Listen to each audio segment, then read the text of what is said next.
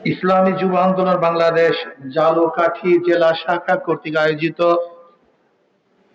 আজকে যুব সম্মেলনের সম্মানিত সভাপতি শ্রদ্ধাভাজন ওলামায়ে কেরাম, রাজনৈতিক নেতৃবৃন্দ, শিক্ষাবিদ, ইসলাম প্রিয় দেশপ্রেমী ভাইয়েরা আমার, আজকে বিএনপি ইসলামের বিরুদ্ধে স্লোগান দেয়।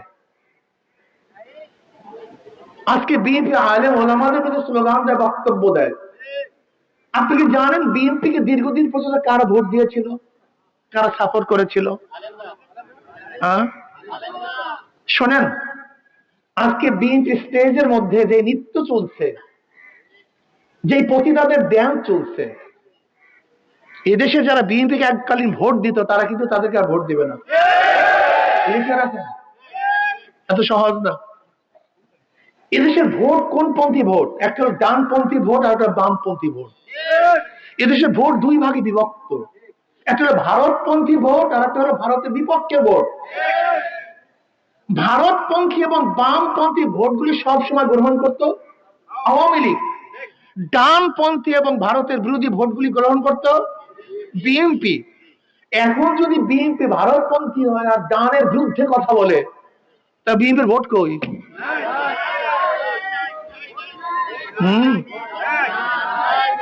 বলতে পারবো, অনেক লোক দেখি, অনেক লোককে সাপোর্ট করতে দেখি, এরা হলো উড়ে জুড়ে বাঙালি,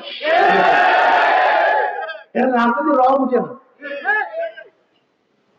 আমি তো দেখতেছি বিএনপির সমস্ত নিচের ছিদ্র সব শেষ, এখন ডোবা বাকি, যতটুকু সময় লাগে। দেখেন, একটা জাহাজ ছিদ্র হওয়ার পরে ডুবতে একটু সময় লাগে, ঠিক একই অবস্থা আমি বিএনপিকে দেখতেছি। আজকে বিএনপি মাশায়েখদের বিরুদ্ধে যে স্লোগান দিয়েছে, নেশা খায় মিথ্যা বলে পীর সাহেব চর্ম নেই, মিথ্যা বলে নেশা খায় পীর সাহেব চর্ম নেই। আপনি কি ভেবেছেন এটা চর্মরায় শুধু যারা ভক্ত তাদের কলিজায় ব্যথা লেগেছে? এটা ভাবছেন নাকি? আমাকে যখন আওয়ামী লীগ আঘাত করেছিল, আপনার ভাবছেন যে চরমরায় যারা ভক্ত তাদের কলিজার মধ্যে ব্যথা লাগছে? আল্লাহর কসম করে বলে, আমাকে হাজারো হাজারো মানুষ বলেছে যারা আমাদের ভক্ত না, আমাদেরকে পছন্দ করে না, এবং হাজারো মানুষ আমাকে বলেছে হুজুর আপনাকে আঘাত করার পরে আমার চোখে থেকে পানি পড়ছে। আমি আল্লাহর কাছে দোয়া করেছিলাম, আল্লাহ জালেমদেরকে তুমি হেদায়েত দাও, তাহলে ধ্বংস করে দাও। এক দুইজন না, আজকে যারা মিথ্যা বলে নেশা খায় পীর সাহেব চরমনে স্লোগান দেন, আজকে পীর সাহেব চরমনে আলেম ওলামাদের বিরুদ্ধে স্লোগান দেন, এমনকি বিএনপির অবস্থা এই পর্যায়ে পুষছে, তাদের এক বক্তার মুখে শুনলাম যে এত দাওয়াত লাগে না, এত মুসলমানদের মধ্যে ওয়াজ নসিহত লাগে না, এই বক্তব্য দেওয়া শুরু করছে। আচ্ছা আমাকে বলেন তো, বিএনপি এবং আওয়ামী লীগের কাজের মধ্যে কোনো পার্থক্য আপনারা দেখেন? আমি তো দেখি না ভাই। বিএনপি এবং আওয়ামী লীগের বক্তব্যের মধ্যে কোনো পার্থক্য আপনারা দেখেন?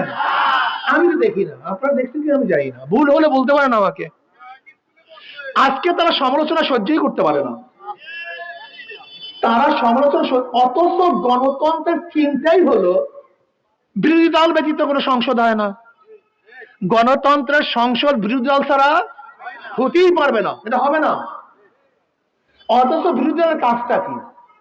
যারা সরকারে থাকবে তাদের বিরোধিতা করা, ভুল ধরিয়ে দেওয়া, অ্যাটাক করা, এটা গণতন্ত্রের নিয়ম। অথচ দেখা যায় আজকে বিএনপির বিরুদ্ধে কোনো কথা বললে তার জিবরা ছেড়ে দেবে, খুন্তা কুড়াল যার যা কিছু আছে সব নিয়ে ঝাঁপিয়ে পড়তে বলতেছে। এই গণতন্ত্র? এই জন্য বাকশাল একনাথতন্ত্র। আমরা কি বলি, চরমনার কোনো খারাপ কিছু দেখো, দোষ দেখো, ধরিয়ে দাও, এই যে নিয়ম। তোমার দোষ, তোমার ত্রুটি, তোমার বিচ্যুতি, এটা ধরিয়ে দেওয়ার নামই তো বিরোধী স্টেজ। বিরোধী স্টেজের কাজ থেকে আমার এখানে কাজটা কি? আমার কাজটা এখানে কি বক্তব্য দেব? আমার প্রতিদ্বন্দ্বীর মধ্যে কি কি দোষ আছে, ত্রুটি আছে, দুর্বলতা আছে, এটা ধরিয়ে দেওয়ার নামই তো স্টেজ। যদি আপনার বিরুদ্ধে আমি না করি তাহলে আমার ভিন্ন স্টেজের লাভটা কি? আপনার স্টেজে দাঁড়ায় যায় আমি। আপনি রাজনীতি বুঝিনি না, সমস্যাই। এর জন্য জ্ঞানীরা বলে জ্ঞানী শত্রু ভালো। আর মূর্খ বন্ধুও ভালো না, এটা জাহেল, এরা রাজনীতি বলতে কিছুই বোঝে না। দেখেন ফখরুল সাহেব বক্তব্য দেয় র্যাম্পো ন্যাশন আপনি কায়েম করবেন। র্যাম্পো ন্যাশন রং ধনু জাতি, র্যাম্পো ন্যাশন মানে রং ধনু জাতি, যেরকম এক বিভিন্ন রং একই সাথে থাকে। র্যাম্পো ন্যাশন হলো বিভিন্ন আদর্শ, বিভিন্ন মতে, বিভিন্ন পথের মানুষ একই সাথে রাজনীতি করবে। আপনি একদিকে বলবেন র্যাম্পো ন্যাশন কায়েম করবেন, প্রতিষ্ঠিত করবেন, অথচ বিরোধী দলের কোনো বক্তব্য আপনি সহ্য করতে পারবেন না। আপনার নেতার নাম নিতে গেলে উজু করা লাগবে, আপনার নেতার কথা বললে জিভটা টেনে ছিঁড়ে ফেলবেন, আর মুখে বলবেন র্যাম্পো ন্যাশন। এটা কেমন কথা হলো? আপনার তো আপনার বক্তব্যের সাথে তো মিল পাই না আমি। আসলে মূল সমস্যাটা কোথায় আমার জনগণ বাবারা? মূল সমস্যা হলো আমাদের দেশের রাজনীতি কেউ করে না, সব প্যাক নীতি করে। রাজনীতি ছিল মানুষের অধিকারকে প্রতিষ্ঠিত করার জন্য, মানুষের প্রাপ্তিকে ফিরিয়ে দেওয়ার জন্য, জুলুম অত্যাচার বন্ধ করার জন্য, নির্যাতনকে বন্ধ করার জন্য। কিন্তু 5ই আগস্টে আমরা কি দেখেছি? চাঁদা বাড়ছে না কমছে? খুন বাড়ছে না কমছে? আগে কি জানতাম? জাহান্নামের আগুন এক জাহান্নাম আর এক জাহান্নামকে খেয়ে ফেলে। এখন দেখি এক বিএনপি আর এক বিএনপি খেয়ে ফেলে। আপনি দেখেছেন গতকালকের রিপোর্ট, ছাত্র দল আর এক ছাত্র দলকে আঘাত করে হত্যা করছে। গতকালকের রিপোর্ট, ছাত্র দল যুব দলকে হত্যা করছে, যুব দল বিএনপিকে হত্যা করছে। আমার বক্তব্য না, প্রতিদিন পত্রিকার রিপোর্ট দেখেন আপনি। আজকে চাঁদা না দেওয়ার কারণে মা সামনের থেকে যুবককে তুলে হত্যা করা হচ্ছে। আজকে চাঁদা না দেওয়ার কারণে এই ভোলাতে স্বামীকে বেঁধে রেখে স্ত্রীকে গণধর্ষণ করা হয়েছে। আজকে বাবা তার মেয়েকে বিবাহে রাজি না হওয়ার কারণে সেই মেয়ের সামনে বাবাকে হত্যা করা হয়েছে। আজকে চাঁদার বিরুদ্ধে রিপোর্ট করার কারণে গতকালকে এক গাজীপুরে সাংবাদিককে ইট দিয়ে পিটিয়ে মাথাকে ঠাট্টা করে ফেলা হচ্ছে। আজকে চাঁদা না দেওয়ার কারণে মানুষকে হত্যা করা হচ্ছে। প্রতিদিন এই ঘটনা ঘটছে, প্রতিদিন ঘটনা রাখি। আজকে চাঁদার বিরুদ্ধে কথা বলা চলছে না, চাঁদার বিরুদ্ধে কথা বলা যায় না। ইমাম সাহেব কথা বলতে গেলে তাদের উপর অ্যাটাক করা হয়। আজকে আলেম ওলামারা কথা বলতে অ্যাটাক করা হয়। কেন চাঁদার বিরুদ্ধে কথা বলে তোমার গায়ে লাগে কেন? ঘটনা কি? চাঁদার বিরুদ্ধে কথা বলবে তা তোমার গায়ে লাগছে কেন? তোমার খারাপ লাগে কেন? হ্যাঁ, আমাদের দেশে জাহেলের অবস্থা কি? চাঁদাকে হাদিয়ার সাথে, উপডৌকনের সাথে, তোহফার সাথে মিলায় ফেলে। এদের অবস্থা কি? ঘুষ এবং বেতন কি জিনিস এতটুকু পার্থক্য করতে পারে না। ওরা কি বলে? বলে আপনারা আমরা নাই সাদা, আপনারা হাদিয়া। হাদিয়াকে হাদিয়া কেন বলা হয় জানেন? হাদিয়া হেদায়েত থেকে। হাদিয়া শব্দ কিসের থেকে? হেদায়েত শব্দের অর্থ কি? রাহনুমাই করা, রাজপথ প্রদর্শন করা। হেদায়েত থেকে হাদিয়া শব্দের অর্থ কি? হাদিয়া মহব্বতের পথ দেখা হয়, এজন্য হাদিয়াকে হাদিয়া বলে। যে যাকে ভালোবাসে তাকে কিছু দেয়, অর্থাৎ মহব্বতের পথ প্রদর্শন করে বিদায় কি বলে? হাদিয়া বলে। আর চাঁদা মানে কি? শত্রুতা সৃষ্টি করে, তার নাম চাঁদা হয়। হাদিয়া মানুষকে মহব্বত করে দেয়, আর চাঁদা মানুষ থেকে জোর করে নেওয়া হয়। এতটুকু পার্থক্য যারা বুঝে না তারা রাজনীতি করতে আসেন কেন? রাজনীতি করার দরকারটা কি?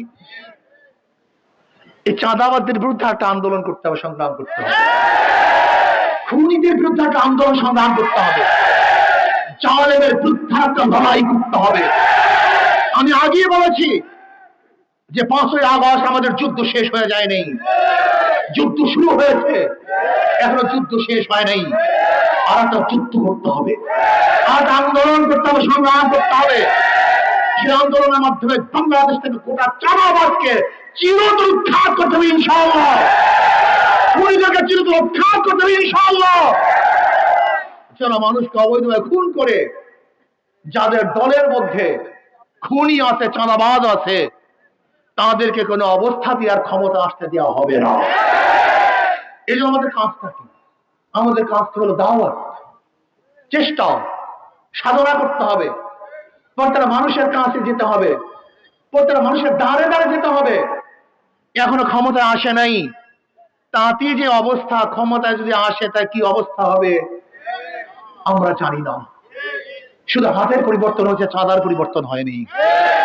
জালেমদের চেহারার পরিবর্তন হয়েছে, জুলুম পরিবর্তন হয়নি। ধর্ষকদের চেহারার পরিবর্তন হয়েছে, শরীরের পরিবর্তন হয়েছে, কিন্তু ধর্ষণের পরিবর্তন হয়নি।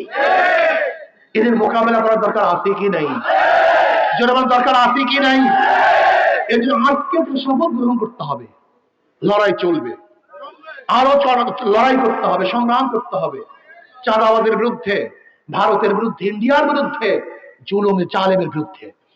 গোটা বাংলাদেশ দুই ভাগে ভাগ হয়ে গেছে, ইসলামের পক্ষে, কথা বলেন না কেন, ইসলামের পক্ষে, ভারতের পক্ষে, ভারতের বিপক্ষে। ইসলামের পক্ষে ভারতের বিপক্ষের লোকের ঐক্যবদ্ধ ভাবে আগামীতে লড়াই করবে ইনশাআল্লাহ, একত্রিত হয়ে লড়াই করবে। ইসলাম পন্থীদের মার্কা হবে একটা, বাক্স হবে একটা, যেখানে ইসলাম পন্থীর একা থাকবে অন্য কেউ থাকবে না। যদি এখানে হাত পাখা থাকে অন্য কোন দল থাকবে না, অন্য জায়গায় অন্য মার্কা থাকলে সেই ইসলাম পন্থীদের অন্য কোনো মার্কা থাকবে না।